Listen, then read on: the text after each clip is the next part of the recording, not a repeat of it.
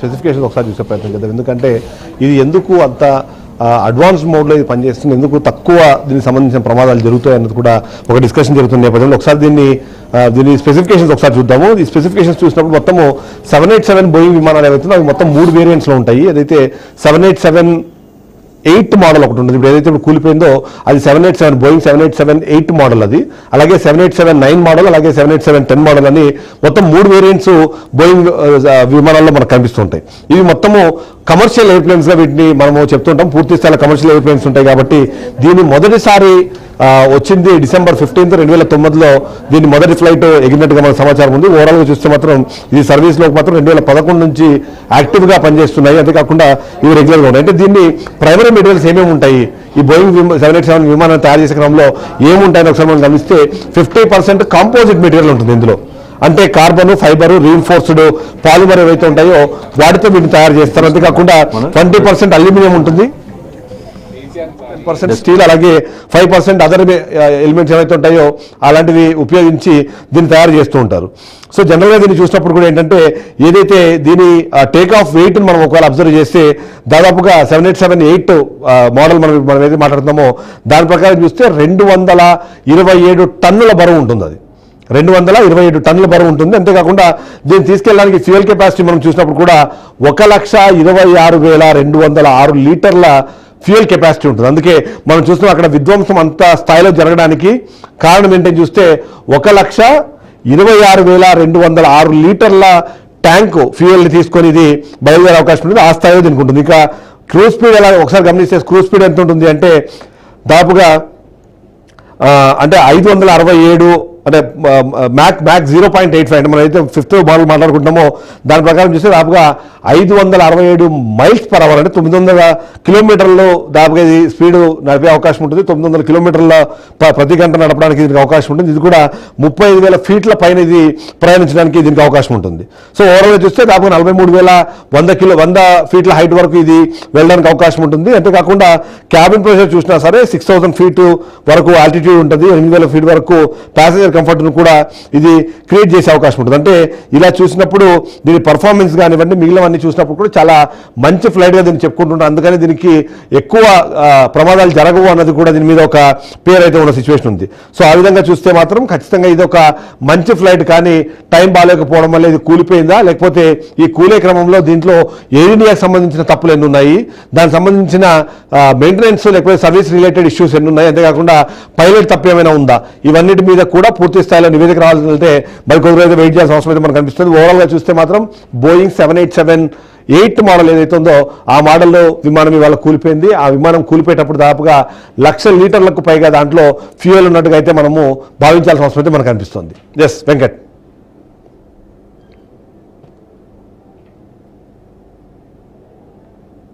కాబట్టి వాళ్ళు fuel full ట్యాంకెడ్గా ఉంటుంది, ఖచ్చితంగా ఉంటుంది. కాబట్టి సో మీరు చెప్పినట్టుగానే దాని 1,00,000 లీటర్లకు పైన ఫ్యూయల్ ఉంది అంటే దాని అర్థం దాని ఇంపాక్ట్ ఏ స్థాయిలో ఉంటుందో మనం అర్థం చేసుకోవచ్చు.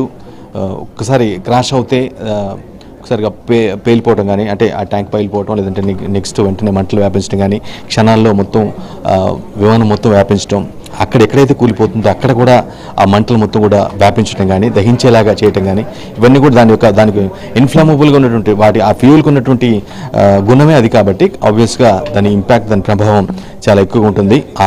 ఆ ప్రభావం మనకి కనిపిస్తుంది. ఏ స్థాయిలో మనం డెడ్ బాడీస్ ఎక్స్క్లూజివ్ కూడా చూపించాం. అసలు గుర్తుపట్టలేని విధంగా మొత్తం ఫ్రీజ్ అయిపోయి, అంత ఖాళీ బూడిదైపోయి, అట్లా స్టాండ్ స్టిల్గా ఉండిపోయి, బూడిదంతో అంటే మొత్తం బొగ్గుమయంగా అయిపోయిన తర్వాత కూడా స్టాండ్ స్టిల్గా ఉండిపోయాయంటే అర్థం చేసుకోవచ్చు. అంతకుముందు అంటే ఆ ప్రమాద సమయంలో వాళ్ళు అనుభవించినట్టు, ఆ ప్రయాణికులు అనుభవించినటువంటి యాంగ్విష్ కావచ్చు, బాధ కావచ్చు, నొప్పి కావచ్చు, మనం మాటలకి అందలేని విధంగా వర్ణనాతీతంగా ఉందని చెప్పుకోవచ్చు. అంత స్థాయిలో, అంత ప్రమాద స్థాయి, అంత ఇంపాక్ట్ఫుల్గా జరిగింది అని చెప్పుకోవాల్సిన అవసరం ఉంటుంది. ఇది చెప్పలేని పరిస్థితి. ఎందుకంటే ఎంత దారుణమైనటువంటి సిచ్యువేషన్ ఇది. అసలు ఎక్స్పెక్ట్ చేయనంతగా దారుణంగా మనము గతంలో చూసాం. ఒక ఆల్మోస్ట్ ఒక 10-12 years బ్యాక్ జబ్బా ట్రావెల్స్ ప్రమాదం మనం తెలంగాణలో చూసాం. ఏ స్థాయిలో అక్కడ ఒక్కసారిగా నిప్పులు అంటే మంటలు చెలరేగి, యాక్సిడెంట్ అయిన తర్వాత మంటలు చెలరేగి మొత్తం ఆ బస్ మొత్తం కూడా ఏ విధంగా కాలిపోయింది, ఆ ప్రయాణికులు ఏ విధంగా మొత్తం ఖాళీ బూడిదైపోయారు. సేమ్ అటువంటి ఇంపాక్టే ఇక్కడ మనకు కనిపిస్తుంది. ఇక్కడ ఇంకా సంఖ్య ఎక్కువ, అక్కడ మేబీ 55 లోపల అయ్యుండొచ్చు, ఇక్కడ 242 అబోవ్. ఎవరైతే మరి ఆ మెడికల్ కాలేజ్ హాస్టల్లో ఉంటున్నారు ఎవరు మెడికల్ వారు కావచ్చు. సో ఎంత సిచ్యువేషన్ మరి ఇంత డిజాస్టర్స్గా ఇంత హార్ట్ వెండరింగ్గా ఉంటుందని అయితే ఎక్స్పెక్ట్ చేయలేదు. 242 పైగా చనిపోయారు ఒకే ఇన్సిడెంట్లో అంటే దాన్ని బట్టి అర్థం చేసుకోవచ్చు. చెప్పలేని పరిస్థితి అక్కడ ఈ జరగకుండా ఉంటే బాగుండు అనే ఫీలింగ్ ప్రతి ఒక్కరు కూడా వస్తుంది. ఎందుకంటే అది చూస్తే అంత దారుణమైన ఇంపాక్ట్ కనిపిస్తుంది. హాస్టల్ బిల్డింగ్లోకి అలా గుచ్చుకుపోయి అది అలా ఉండిపోవటం, అక్కడ మంటలు ఒక్కసారిగా గుచ్చుకోవడంతోనే అంటే అక్కడ ఢీ కొట్టడంతోనే మంటలు రావటం, మొత్తం వ్యాపించడం, విమానం మొత్తం కూడా కాలిపోవటం, అందులో ఉన్న ప్రయాణికులు మొత్తం కూడా సజీవ దహనం అవ్వటం, అక్కడ ఆల్రెడీ హాస్టల్ బిల్డింగ్లో ఉన్నటువంటి వ్యక్తులు చనిపోవటం కానీ ఇవన్నీ కూడా 169 మంది ఇండియన్స్ మొత్తం ఓవరాల్గా ఫ్లైట్లో ఉన్నటువంటి ఇండియన్స్ ట్రావెల్ చేస్తుంది 169 మంది. మిగతా వాళ్ళు బ్రిటన్ దేశస్తులు లండన్ వాస్తవులు ఎవరైతే ఉంటారో వారు ఆల్మోస్ట్ ఒక 57 మంది దాకా ఉన్నట్టుగా తెలుస్తుంది. పోర్చుగీస్ వారు ఒక 7, ఒక కెనడియన్ ఒకరు ఉన్నారు. మొత్తం అందరికీ 242 మంది మొత్తం కూడా 242 మెంబర్స్ కూడా 230 ప్యాసింజర్స్ అండ్ 12 మంది పైలట్, 12 మందిలో పైలట్ ఒకరు, కో పైలట్ ఒకరు, మిగతా వారు కూడా సిబ్బంది, క్రూ సిబ్బందిగా మనం భావించాల్సిన అవసరం ఉంటుంది.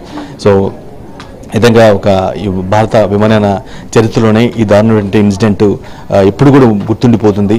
అంటే ఒక విషయాన్ని మనం సార్ట్అవుట్ చేయకపోతే కొంత ఏమాత్రం నెగ్లిజెన్సీ చేసినా సరే ఇన్ని ప్రాణాలు పోతాయి అనేది మనం చెప్పడానికి ఇది ఒక బెస్ట్ ఎగ్జాంపుల్గా భావించాల్సిన అవసరం ఉంటుంది. గతంలో జరిగినటువంటి ఇదే ఫ్లైట్కి సేమ్ ఇలాంటి టెక్నికల్ స్నాగ్ రైజ్ అయినప్పుడు దాన్ని సార్ట్అవుట్ చేసుకోవటం, దానికి సంబంధించి భవిష్యత్తులో లేదంటే దీన్ని క్లియర్ కట్గా దాన్ని పక్కన పెట్టేయటం, లేదంటే దాన్ని కంప్లీట్గా సార్ట్అవుట్ చేసిన తర్వాతే మళ్ళీ విధుల్లోకి దించడం చేయాల్సింది తప్పించి ఆ విధంగా ఒక 6 నెలల గ్యాప్లోనే మళ్ళీ దాన్ని తీసుకెళ్ళటం, ఈ విధంగా 242 మంది ప్రయాణికులతో ట్రావెల్ చేయటం, ప్రమాదానికి గురి కావటం, సేమ్ అదే ఇష్యూ గుర్తించడం. అంటే క్లియర్ కట్గా చెప్పిన తర్వాత కూడా ఇది ఇలా కొంత ఇన్ఫర్మేషన్ ఇచ్చినప్పుడు కూడా దీనికి ఇష్యూ ఉందని చెప్పినప్పుడు కూడా మళ్ళీ దాన్ని యూజ్ చేయటం కానీ దాన్ని ఇంపార్టెంట్ ఇన్ఫర్మేషన్ ఒకసారి మనం షేర్ చేసుకునే ప్రయత్నం చేద్దాం. ఎందుకంటే రెగ్యులర్గా మనం ఇవాళ చూసిన నేపథ్యంలో ఏదైతే ఎయిర్ క్రాఫ్ట్ టేక్ ఆఫ్ అయిన తర్వాత కొన్ని నిమిషాల్లోనే అది మేడే అనే కాల్ ఇచ్చారు అన్నది మనకు